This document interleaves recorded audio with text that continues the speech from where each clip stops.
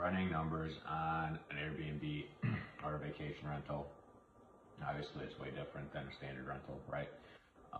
But if you are doing it, I would strongly suggest that you first run those numbers on that, right? It might be different on vacation rental, but let's just say you're doing like an Airbnb on a normal house in the neighborhood. Make sure that it works as a standard rental, right?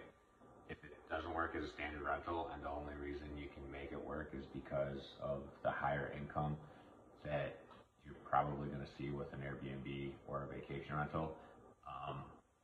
I personally don't like that because I like to be conservative, right? I want to always have a backup plan and make sure that it's a safe investment, right? So if the property works as a rental, like for example, let's say as a standard rental, you're making $1,000 a month. Perfect, right?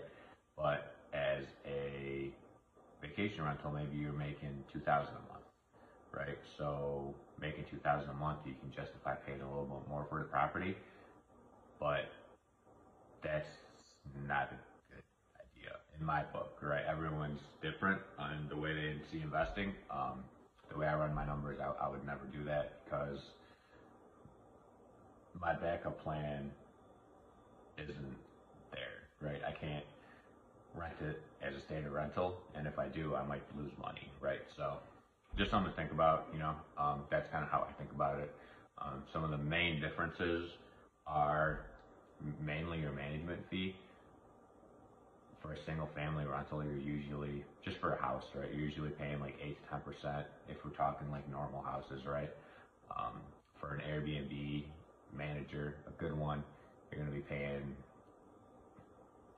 20 to 25. For a shitty one, you're probably going to pay 15%. It just depends, right? You want to have a good one, obviously. They want to be a super host. You want to see that all their properties have great reviews and they have themselves a lot of great reviews, right? So that's very important. If you're going to manage it yourself, that's even more important for you to account into your numbers when you are running the numbers on it, because you're going to have to account for downtime. You're going to have to account for the time it's going to take to build up reviews and to get the property to like ramp up, right? And you as a new host, if you're going to do this yourself, you don't have that super host status or whatever, your property isn't going to rank as high. It's just going to take way longer instead of giving it to someone that does it and that's all they do and they're good at it. Once they add that house to their account, it's going to look way better, way higher. The way the thing works in Airbnb thing, that's what we call it. So that's one thing. And then the other thing you have to make sure to account for is furnishing the property, right?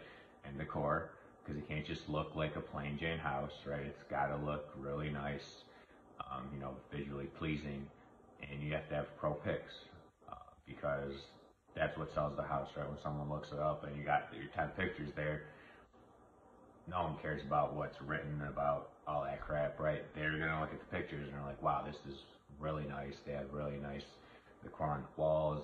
Everyone like buys some couches and a table and a rug, but no one throws anything on the wall, right? But you want a nice theme. Like most houses that I've seen that do really good as vacation rentals or Airbnb, they have a cool theme throughout the house, right? So the Sterling Ice one's like kind of like locomotive stuff, right? So in like every room there's like pictures of like locomotive stuff and like parts of like just different parts like blown out, or different assemblies blown out with like different parts of it. So it's like really cool, and it like follows the whole theme through the house, right? And the lights and like everything matches that theme. So that's really cool because when people are traveling, they want to travel somewhere cool, right? So, but that's just some different things to account for when you are trying to figure out numbers on a vacation rental. It is much more difficult to run numbers on a vacation rental because on a standard house, you're like, okay, I'm buying it for this, and I can probably rent it for this plus or minus $100, right? For the most part. On a vacation rental, you have all of these different factors, right?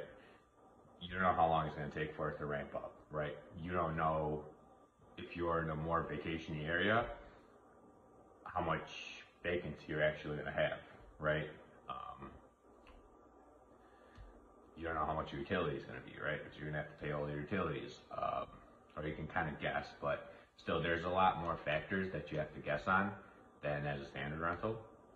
But they're still doable. You can pretty much just ask someone that's doing it, be like, hey, what can I expect to pay for this, for that, or this, or that?